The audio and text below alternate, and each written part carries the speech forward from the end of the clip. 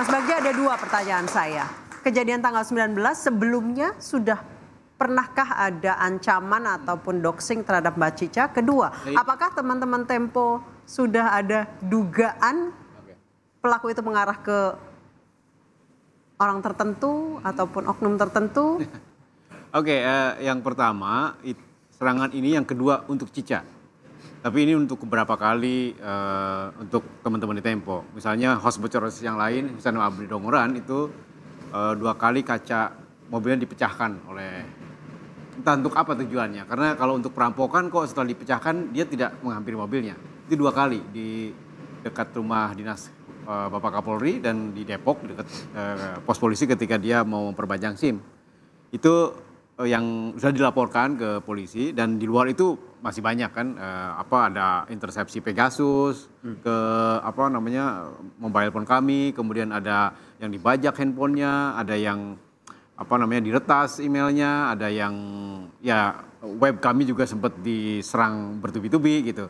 Itu serangan-serangan sebelum 19 Maret.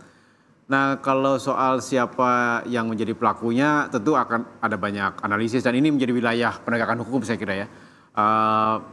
Banyak informasi yang kami dapatkan setelah teror babi dan tikus itu, ada banyak informasi si ini si itu, tapi saya kira itu analisis ya.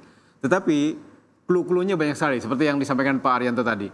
Ini kelihatannya pengirimnya kok jorok sekali, entah sengaja jorok atau memang tidak profesional, saya tidak tahu. Tapi dengan stay 10 menit si kurirnya di situ itu kan gampang sekali. Kok kelihatan sekali pengen dilacak gitu. Itu kan gampang sekali, yang tidak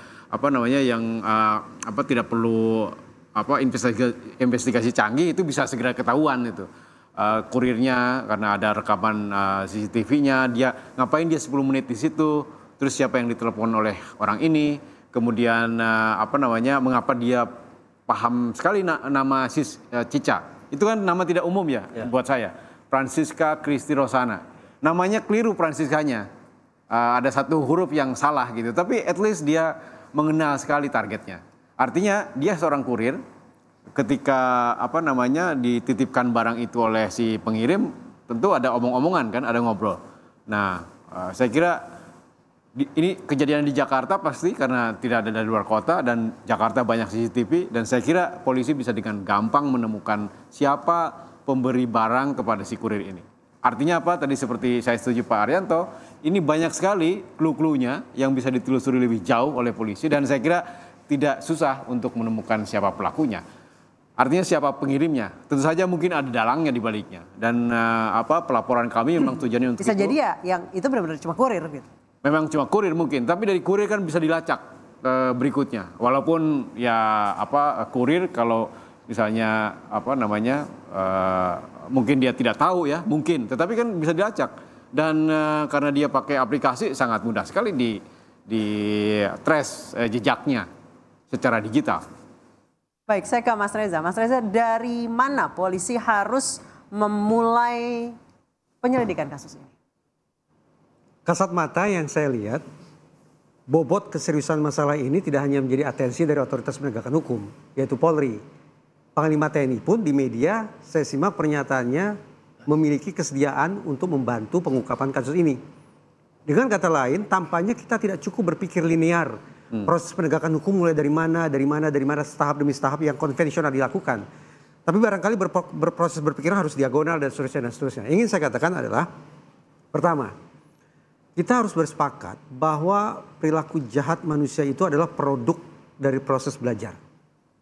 Sehingga kelambanan, apalagi kegagalan dalam pengungkapan kasus ini akan menjadi bahan bagi siapapun pihak yang lain untuk belajar.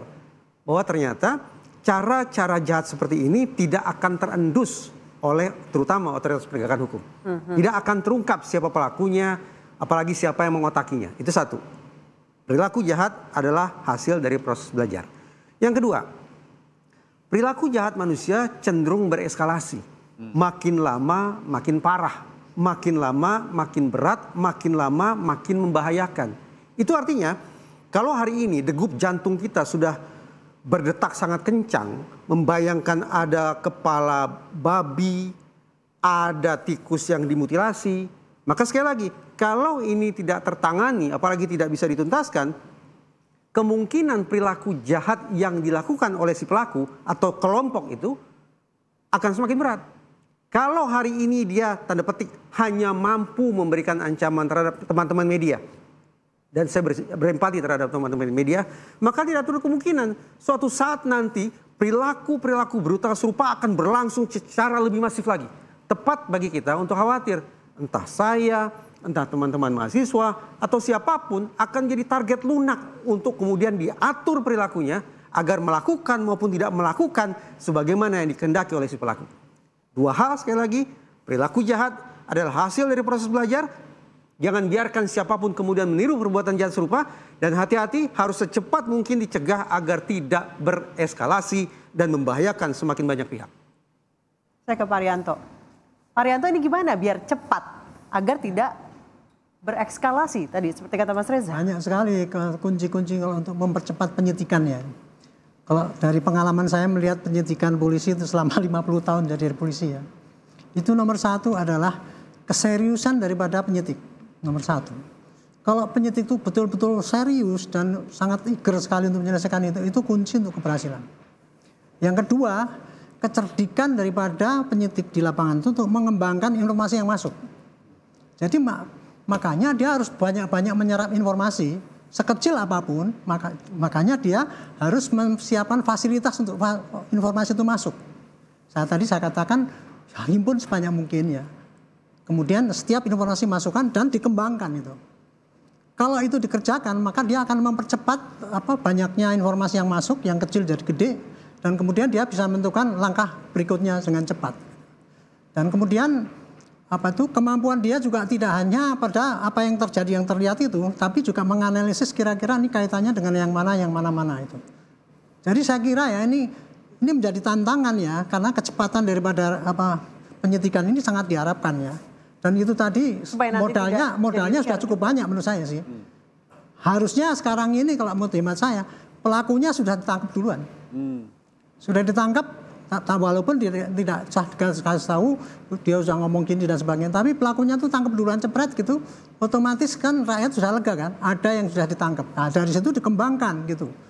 Saya tidak tahu ya apakah sudah ketangkap atau tidak, tapi yang jelas kemarin Pak Rizky mengatakan sudah cukup data yang kuat sehingga dia bisa menentukan siapa pengirimnya kan gitu kan. Nah ini saya kira mudah-mudahan ya, terakhir untuk supaya ini cepat ya, gunakan teknologi yang sekarang maju ini. Kalau dulu ya kita tuh meriksa orang, panggil kemudian diperiksa sini baru dikembangkan. Sekarang jangan pakai gitu. Informasi masuk nggak usah pakai panggil orang, pakai WA aja cukup. Setelah itu langsung kerjakan, semua teknologi itu dipakai. Itu akan bisa melipat gandakan kecepatan daripada pengembangan penyidikan itu. Itu kurang lebih itulah yang saya bisa tunjukkan kurang lebih clue-clue untuk supaya. Jadi intinya nomor satu adalah keseriusan, ya, kecerdikan mengembangkan, kecepatan mengumpulkan informasi, dan menganalisis serta kecepatan bergerak untuk menerima perkembangan daripada situasi. Saya kira itu yang. Pak Rianto, terkadang di lapangan polisi juga menjadi pihak yang terkadang mengintimidasi para jurnalis. Pelarangan peliputan kadang memaksa jurnalis untuk menghapus gambarnya, mengambil SD card atau mengambil pitu card kami. Kita akan bahas saja, tetap diinterupsi.